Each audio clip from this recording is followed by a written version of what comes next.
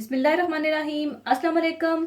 आज मैं बहुत मज़ेदार no bake chocolate biscuit cake बनाना सिखाऊंगी, जिसमें बेकिंग का इन्वॉल्वमेंट नहीं है। बहुत आसान रेसिपी है। तो इसको बनाने के लिए हमें चाहिए होंगे डाइजेस्टिव बिस्किट्स 800 ग्राम। इनका आप हाथों से छोटा छोटा चूरा कर लीजिएगा, यानी हाथों से तोड़ लीजिएगा।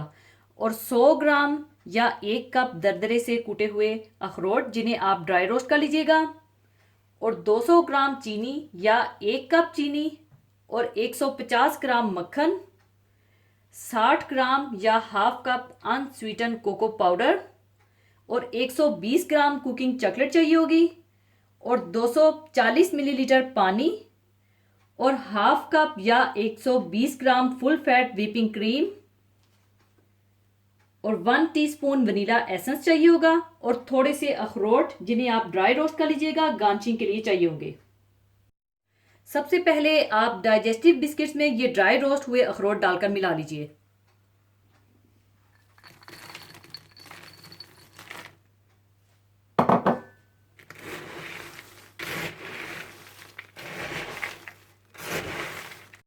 इसके बाद चीनी और कोको पाउडर को मिलाकर रख लीजिए।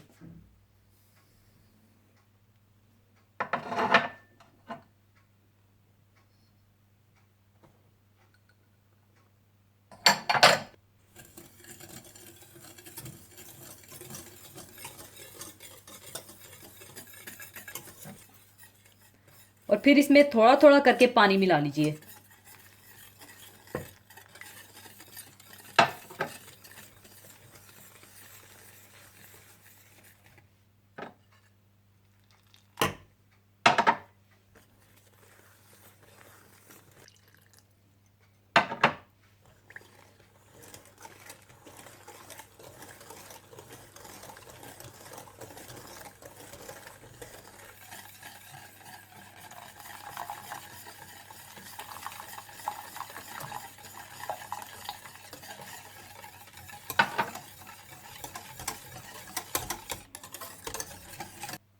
अच्छी तरह मिलाने के बाद आप इसमें मक्खन डाल दीजिए और इसे 7 से 8 मिनट के लिए मीडियम आंच पर पका लीजिए।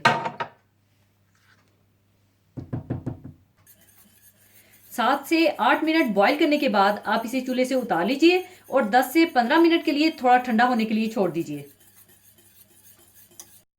और जब ये मिक्सचर ठंडा हो जाए तो आप इसमें वनीला एसेंस डालकर मिला लीजिए।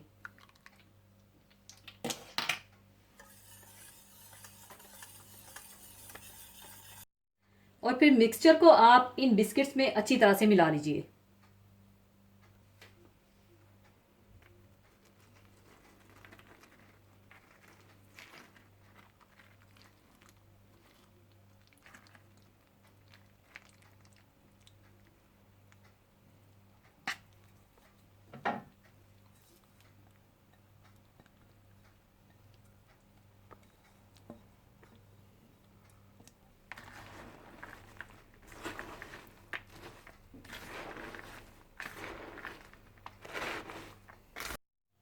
और फिर तकरीबन 9 इंच का केक मोल्ड ले लीजिए और नीचे आप बटर पेपर लगा लीजिएगा। और फिर ये सारा बैटर आप इस मोल्ड में शिफ्ट कर दीजिएगा और इसे अच्छी तरह से दबा दबा कर सेट कर लीजिएगा।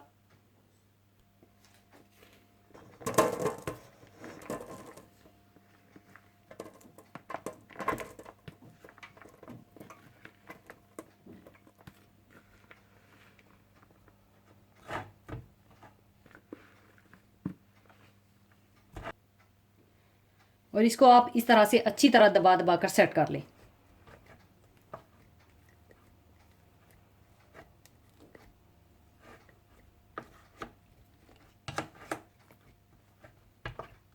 अच्छी तरह दबा दबा कर सेट करने के बाद आप इसे आधे घंटे के लिए फ्रिज में रख दें। और दूसरी तरफ आप क्रीम को गर्म कर लीजिएगा और इसमें आप कुकिंग चॉकलेट डालकर अच्छी तरह से मिक्स कर लीजिएगा।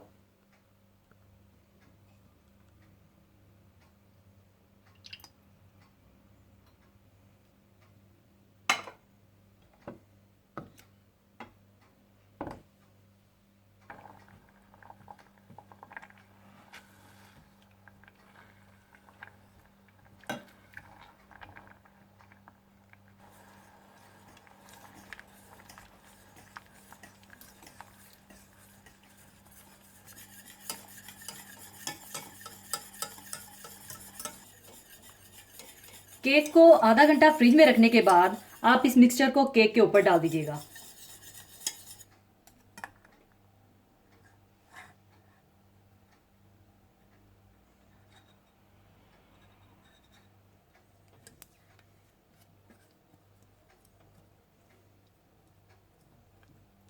और अच्छी तरह से इस तरह से फैला लें।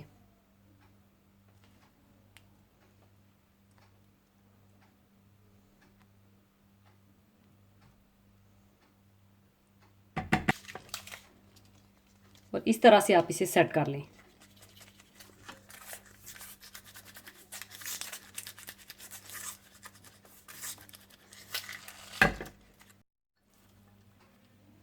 और इस तरह से आप ऊपर अखरोट डाल लें।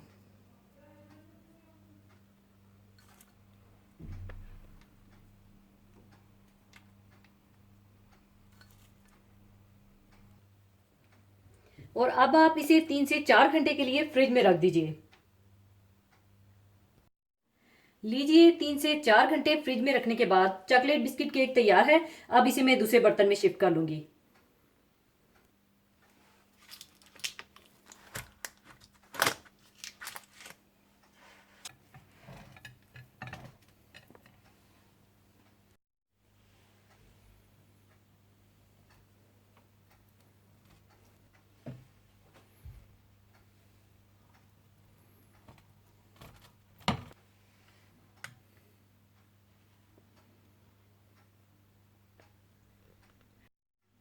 लीजिए, no bake chocolate biscuit cake तैयार है। ज़रूर बनाइएगा। और जाने से पहले एक हदीस पाक शेयर करना चाहूँगी।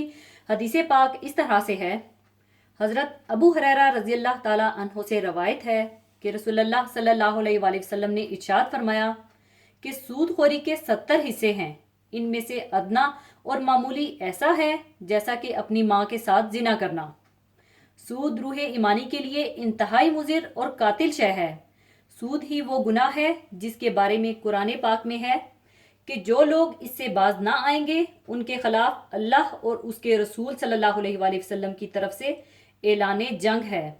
इससे मालूम होता है कि अल्लाह और उसके रसूल सल्लल्लाहु अलैहि वसल्लम के नज़दीक ये गुनाह दूसरे सब गुनाहों से बड़ा और गलीज तरीन गुनाह है। इस हदीस मुबारका से भी ये बात मालूम होती है कि सूदखोरी अपनी माँ के साथ जिना करने से भी बददरजहा ज़्यादा और गलीज तरीन गुनाह है। अल्लाह ताला से ये दुआ है कि हम सबको अल्लाह पाक इस गुनाह से बचने की तौफीक अता फरमाए। आमीन। इसी के साथ मैं इजाज़त चाहूँगी। अपना बहुत ख्याल रखिएगा, दुआओं में याद रखिएगा। अल्लाह हाफिज़।